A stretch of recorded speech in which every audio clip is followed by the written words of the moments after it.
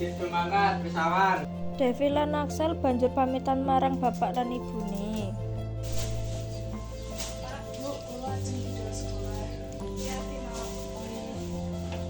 Pak, Bu, kula arep mangkat sekolah. Yo hati-hati. Kae lho Bu, anakmu lanang ra gelem basa wong tuwa. Devi lan Axel mangkat sekolah mlaku lewat dalan. Banjur ketemu tanggane. Devi arep mangkat sekolah ta, Nduk? Iya, Dev. Kejo anake Pak Zaki sing lanang iki ra gelem karo-karo. Heeh, wong karo wong tuane pi ora gelem basa. Axel kira ndek.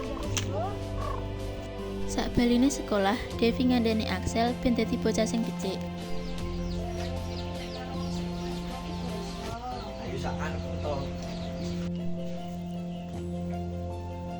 Kenapa to, Nduk?